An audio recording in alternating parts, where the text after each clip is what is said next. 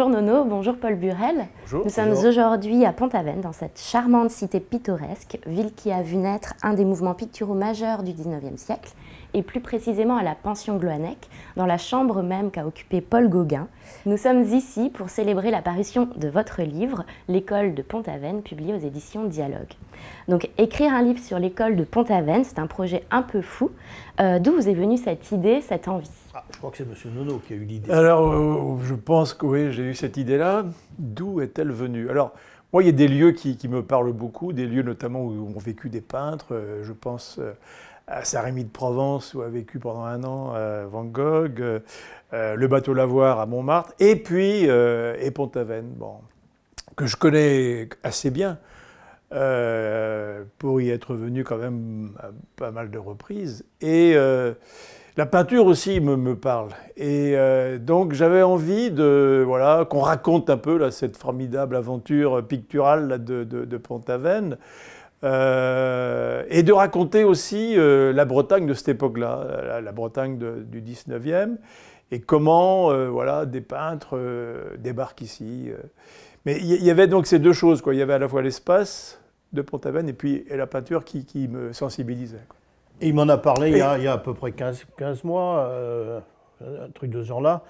Et quand il m'en a parlé, je dois dire que je me suis dit, oh là là, quelle galère, parce que moi je suis originaire de Pont-Aven, donc par définition… De Nizon, plus précisément, mais enfin bon.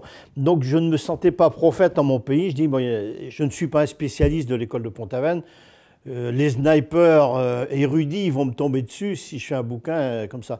Mais bon, à la réflexion, quand même, j'ai constaté qu'il y avait quelque chose à faire, notamment sous l'angle du regard du journaliste, qui manquait pour l'instant à la panoplie des multiples ouvrages qui ont été publiés. Donc 63 cols composent cet ouvrage, transmettre l'histoire de Pont-Aven par ce procédé. Qui y a pensé? On cherchait… ouais, je fais tout, moi, dans ce bouquin.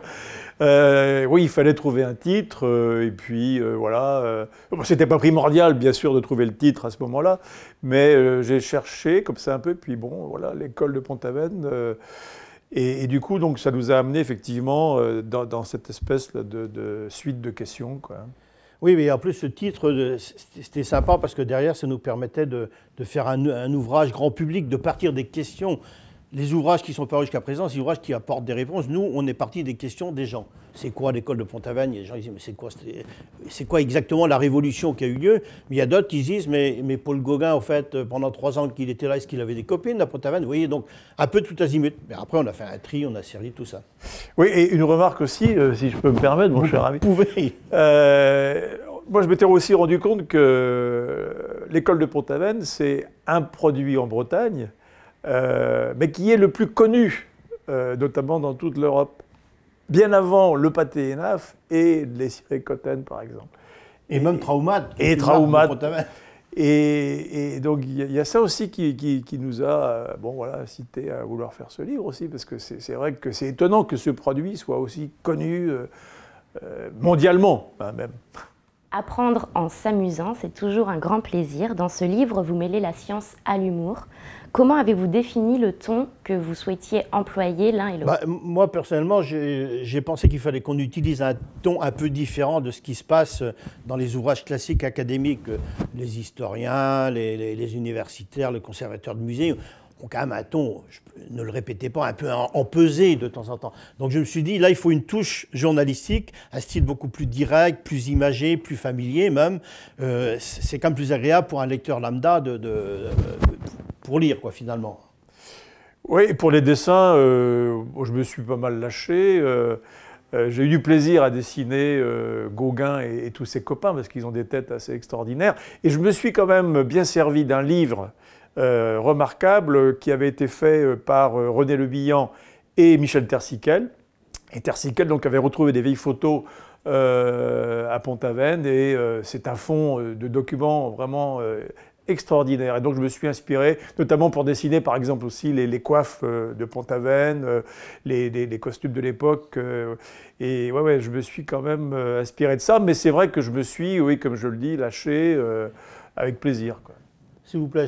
Moi, justement, j'avais une contrainte par rapport au dessinateur, c'est que j'étais tenu par la vérité historique plus que lui. Lui, il est dessinateur humoristique connu comme tel, donc il peut se lâcher, il peut décaler. Moi, je m'en suis tenu sur le fond à la véracité. Hein. Donc, je ne sais pas l'exactitude des faits. Je me lâche, mais en même temps, je respecte aussi quand même un peu le fond historique, quoi. Nous sommes en phase, absolument. Absolument. Au fil de vos recherches, vous avez récolté une somme d'informations, d'ailleurs les anecdotes fourmillent. Si vous deviez nous en faire partager une en particulier, quelle serait-elle? Polo. Ah ben, il y en a plein. C'est pour montrer comment que l'ère du temps a changé. À l'époque, tous les peintres qui étaient là, c'était des joyeuderies. Ils avaient l'humour potache. Il y a eu 2 ou 3 histoires qui sont bien connues. C'est qu'un jour, ils avaient saoulé des oies qu'ils avaient piquées je ne sais où dans la campagne. Ils les avaient peinturlurées avec des couleurs bariolées de tous les tons. Et ils les avaient lâchées dans la ville de Pont-Aven. Donc il y avait des oies titubant dans les rues de Pont-Aven. Les gens étaient berlués. Autre gag, ils substituaient les enseignes des commerces, donc le cabaretier devenait forgeron au petit matin.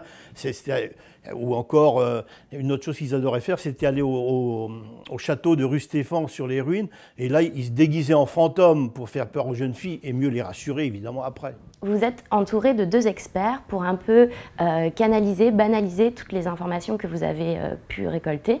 Pouvez-vous nous en parler? Oui, bah là, précisément, moi, en tant que journaliste, je tenais absolument à avoir quand même être balisé, en quelque sorte, par un expert ou deux, pour éviter d'écrire des bêtises. En fait, tout simplement, il faut dire les choses clairement.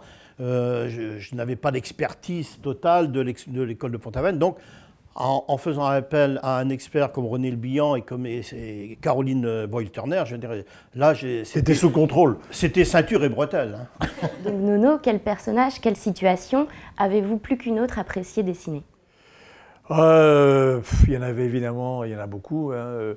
Mais par exemple, j'ai bien aimé dessiner une scène là au Pouldu, hein, dans la pension de Marie, c'est ça? Marie Poupée. Marie Poupée. Marie-Henri. Marie-Henri, ouais. Et donc j'ai dessiné Gauguin là, qui peint sur un des murs de la pension une oie. Et puis du coup j'ai glissé aussi Pétillon. Pétillon qui dessine sur le mur Jack Palmer. Et j'ai fait ça parce que c'est un petit clin d'œil évidemment à notre ami Pétillon, puisque dans sa dernière BD, Jack Palmer en Bretagne, il nous a dessiné. Alors du coup je lui renvoie l'ascenseur.